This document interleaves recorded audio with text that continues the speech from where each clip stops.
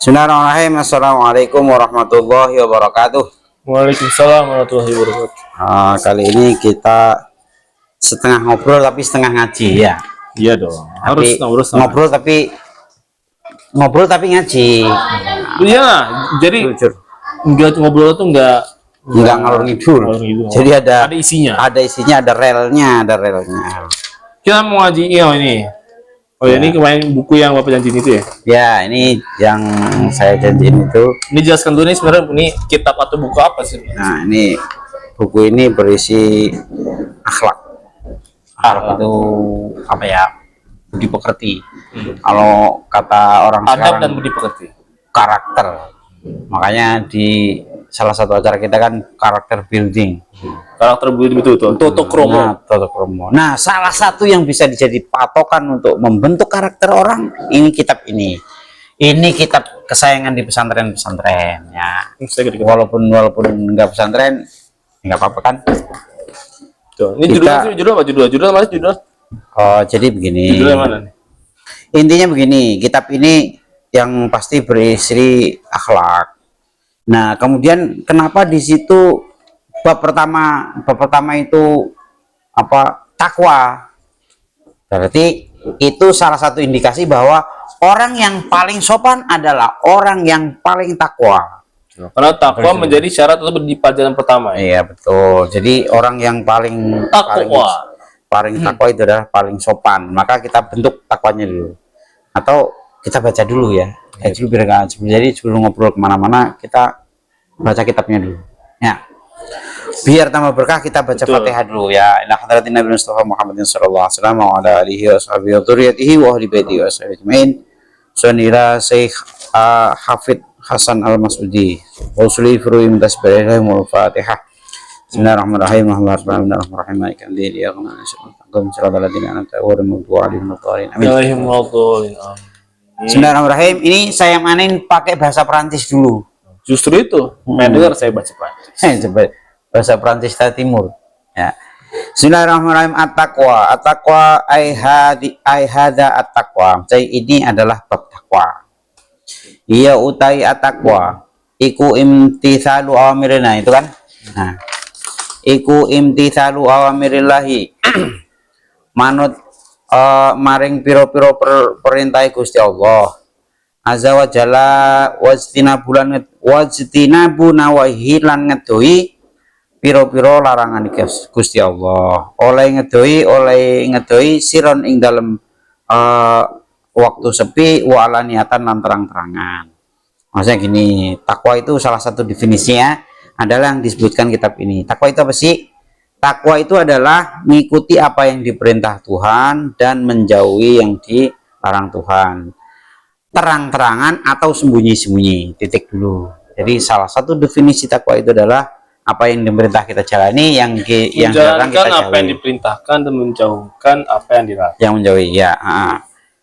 Fanatatimu mongko ora dadi sampurno opo takwa ila bitakholli angin kejo ngedoi. Angin kejaba kelawan ngedoi angkuli rodilatin saking piro-piro perkara kang ino wa tahali lan pepaes berhias diri bikuli fadilatin kelawan piro-piro keutamaan. Titik. Maksudnya gini, ini bahasa Prancis daerah mana iki? Nah, bahasa Prancis. Tapi agak-agak populer apa enggak sih? Apa? Bahasa itu agak populer enggak? Sering dengar gitu. Iyalah. Ini. Nah, katanya takwa itu enggak sempurna kecuali dengan menjauhi hal-hal yang rodilatin itu dilarang. Bukan cuma dilarang, tapi hal-hal yang enggak berguna. Misalnya nongkrong pinggir jalan enggak jelas. Main gaple dengannya. Apa sih bahasanya ini? Ya, jadi hal-hal yang atasnya mubah apa sih? Kan haram, hal bawahnya haram itu apa sih? Yang tidak disukai itu apa? Ya, makro. Nah, itu. Jadi makro. Makro aja itu sebaiknya ditinggalkan. Sebenarnya nggak dilarang, cuma ya itu nggak ada gunanya. Nggak ada gunanya. Main gaple nggak jelas. Waktu free nih, kosong nih. Ngapain ya main gaple? Nah, itu. Jadi itu harus dijauhi juga. Nah, biar apa? Biar takwanya sempurna. Yang pertama itu. Yang kedua, Watahali bikulli fadilatin. Juga berhias diri dengan hal-hal yang baik. Misalnya, walaupun itu sepele. Misalnya gini, kita lagi jalan kemana, tahu-tahu ada duri. Itu kalau diinjek orang nggak nyos, sakit kakinya. Kita singkirin. Atau misalnya hal yang sepele di jalan, misalnya gini. Jadi apa berhias? Berhias diri dengan hal-hal yang baik, walaupun sepele. Kok duri maksudnya gimana sih? Loh, itu kan nyingkirin duri di jalan itu kan hal yang baik itu. Oh, maksudnya berhias itu maksudnya bukan berhias ini. Bukan ininya bukan berhias diri dengan hal-hal yang baik, menghiasi diri dengan perbuatan yang baik walaupun itu sepele. Itu kiasan ya sebenarnya. Iya, betul. Atau misalnya gini, di jalan misalnya. Kita bawa mobil misalnya. Mungkin iya memperbagus diri ya. Nah, itu namanya menghias diri. Ya, menghias iya, ya, saya kira menghias beneran. Bahasa Indonesia gimana sih? Betul. Ya kan? Nah, jadi misalnya lagi gini di jalan, kita bawa mobil. Kalau kita mau serudut aja, bisa nyelip sebenarnya. Tapi ada ibu-ibu mau keluar jalan atau mau nyebrang jalan, kita ngalah. Wah, itu keren. Itu namanya menghias diri itu. Jadi harusnya kita bisa nyerobot tapi dikasihin orang, itu keren. Atau yang lebih sepele lagi gini, pernah ada cerita gini, sama-sama kebelet, sama-sama mau kamar mandi, kita di depan nih, sama-sama ngantri, tapi di belakang itu lebih mulus itu, lebih mulus daripada kita. Ya udah deh, duluan. Dipersilahkan dulu. Itu top itu. Walaupun memang harus antri kan sebenarnya kan. Sama-sama antri, tapi harusnya kita duluan nih. Tapi yang di belakang kita mulasnya lebih parah kan, kelihatan mukanya kan, udah sampai pucat gitu. Sementara kita ya mulas tapi masih bisa beberapa menit ditahan lah. Itu ngalah untuk itu. Bus itu keren. Itu maksudnya itu. Jadi menghiasi diri dengan hal yang sederhana tapi keren gitu. Ketika habis kita ngelakuin itu juga rasanya tuh kayak baik banget. Gitu. Nih, Mr. Ahmadiyah. Saya itu sering dengar gini. Sebenarnya ya memang begitu. Ya guru kita, ya para kiai itu kalau ngomongin. Sebenarnya kalian berbuat baik itu bukan untuk orang lain, tapi untuk kalian sendiri. Jadi kalau kita pernah berbuat baik, iya memang nggak harus orang itu yang balas. Tapi ntar ada orang lain yang balas. Saya itu pernah gini. Berangkat sekolah, gerimis. Jadi jembatan layang itu kan ada begini, ada yang lewat bawah kan. Nah, saya di bawah tuh. Mogok, bensinnya habis, gerimis. Terus ada motor dari atas nih. Kenceng. Tahu-tahu berapa puluh meter motor itu berhenti putar balik. Nyamperin saya. Pak, kenapa Pak? Ada saksinya anak Bapak. Anak saya ada saksinya itu, Alvan. Pak, kenapa Pak? Mogok Mas, saya bilang. Habis ya bensinnya. Itu dia kenceng itu. Tapi sempat berhenti, mau mundur kan saya. Mundur, putar balik. Iya. Putar balik lawan arus, nyamperin saya. Untuk menanyai kita. Kenapa Pak? Mogok Mas. Ini mogok apa? Bensinnya habis ya Mas. Ya udah dorong. Ke arah mana sono? Udah saya dorong sampai pom bensinnya. Saya didorong sampai pom bensin. Itu kita nggak kenal, kita nggak apa. Bapak ngerasa pernah nolong orang sebelumnya? Oh iya, kan itu udah dipesan. Maksudnya menolong yang sama gitu untuk bensin? Nggak harus menolong yang sama. Jadi orang butuh, kita bisa nolong, kita tolong. Itu entar giliran kita butuh itu ada aja yang nolong. Kalau saya pernah gitu juga. Kalau saya pernah juga. Saya di bensin, saya sama. Saya kehabisan bensin. Saya dulu belum ada konsep. Mungkin saya mikirnya nggak mungkin ada yang nolong lah. Saya mikirnya gitu. Ya, pikirannya karena begitu. belum ada yang dorong pakai kaki itu belum ada kan. Saya belum pikiran tuh. Akhirnya saya kasih bensin, saya jalan kaki tuh ada yang berhenti nolong saya. Apa katanya? Katanya, Pak, habis bensin. Iya, dianterin. Akhirnya dianterin. Saya ke bensin, saya udah mati. Ternyata ada cara baik kayak gini. Nah, setelah itu saya pikir. Akhirnya satu waktu kemudian, beberapa lama kemudian, saya besoknya tuh ada yang kehabisan bensin juga. Saya mikirnya gini. Kemarin ada yang nolong saya. Kenapa saya nggak nolong? Kenapa saya nggak nolong? Maksudnya kejadiannya apakah ini kesempatan saya buat mencoba seperti nolong juga ya? Apa saya menjadi orang yang sebenarnya ditunggu ya untuk menolongnya? Jadi akhirnya saya menolong dia. Jadi kadang-kadang Tuhan itu begitu keren gerakin hati orang. Jadi intinya, nah itu bagian dari nanti kalau sudah bisa begitu tuh takwa orang sempurna, berarti dia bertakwa bener itu orang. Jadi dengan cara menghiasi diri dengan hal-hal yang baik, walaupun itu kelihatannya sederhana, betul. atau menghindari hal-hal yang nggak baik, walaupun kelihatannya sepele. Ada juga sini coba misalnya musim hujan, ada genangan air. Kita kok bisa kita lewatnya pelan-pelan. Ya pelan-pelan. Jangan sampai nyebrat. Kalau kalian cepret aja. Itu sederhana kan? Harus dibalas orang. Betul sederhana tapi Allah suka ya. Nah, ya itu. Kemudian ini ada istilah lagi nih. Misalnya nggak ngelantur nih. Faya atau riku allati man salakahu itada wal urwatul wuthqa allati man istamsaka biha naja. Atau istilah lain itu begini, takwa itu sebenarnya seperti jalan. Kalau kita istilahnya jalan tol lah.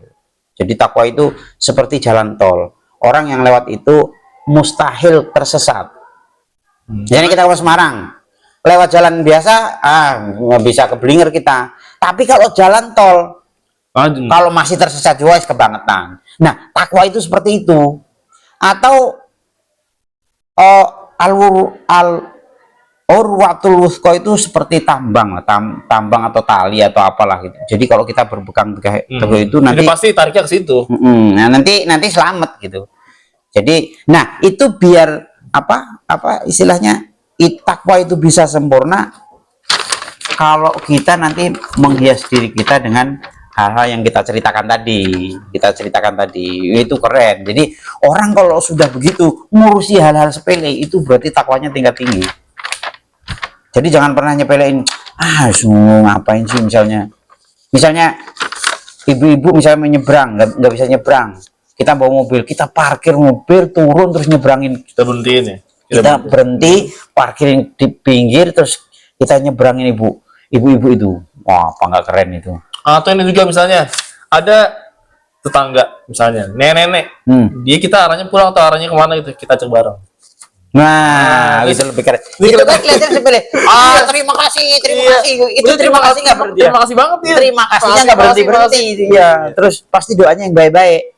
Padahal cuma nganterin pulang gitu. Maksudnya karena kita lagi keluar nih barengan gitu. Iya. Nah, makanya itu.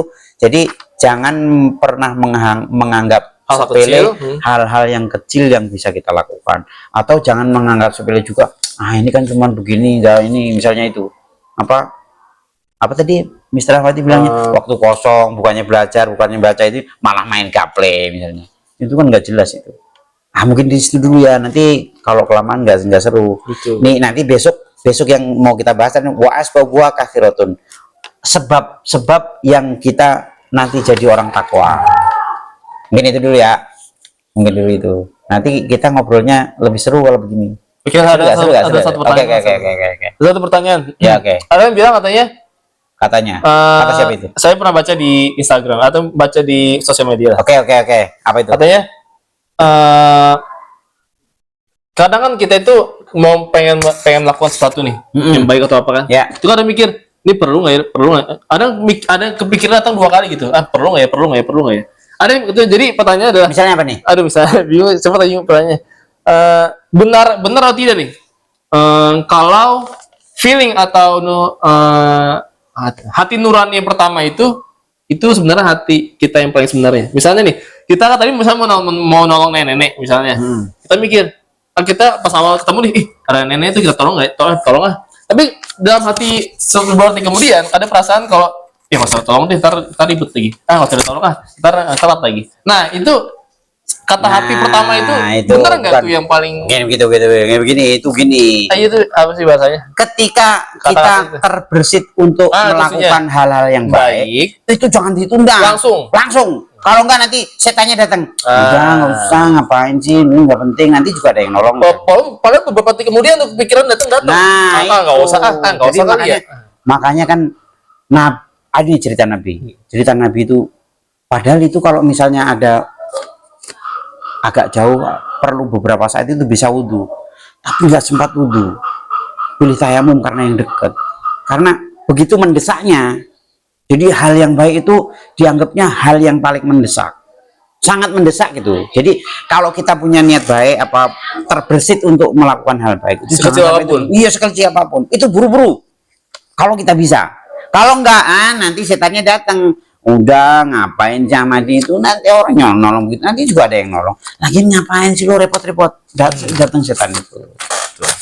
Tapi benar nggak itu emang maksudnya dasar manusia seperti itu? Maksudnya sebenarnya itu dasar manusia baik Dasar banget manusia gitu. baik. Baik banget ya. Yang nggak baik itu sekeliling. Bisa setan, bisa orang. Yang Ya kan? mempengaruhi itu. Iya itu. Berarti emang fitrah manusia apa dari awalnya Dari itu awal pasti baik. baik. Tapi cuman ya itu tadi kan kita memang ada nafsu, ada itu ada lingkungan, ada segala macam. Jadi intinya Orang jahat sekalipun, walaupun dia berbuat jahat, pasti sebelumnya detik pertamanya itu pasti ada orang kepikiran sejahat enggak ya? tetap punya sisi, misalnya gampangnya gini lah, semabuk-mabuknya orang, Bunuh orang. seberbunuhnya orang, coba kalau anaknya, Mas ini pembunuh misalnya, anaknya dilamar pembunuh yang mabuk-mabuk hari, kira-kira boleh gak? Jangan sampai. Nggak boleh, walaupun nanti dia pembunuh juga atau pemabuk berat misalnya, pasti anaknya pengen yang baik. Itu tandanya berarti ya fitrah manusia yang pertama itu ya baik. Gitu. Mungkin itu dulu ya. Oke. Kita nanti sambung lagi. Seru sekali, Kurang seru lebihnya sekali. maaf. Wallahu muwaffiq ila aqwamit thoriq. Assalamualaikum warahmatullahi wabarakatuh. Kita ketemu lagi. Ini jangan sampai ditinggal ini. Ya, jadi ada kejadian. Matiin dulu bisa. Matiin apa? Oh iya, betul.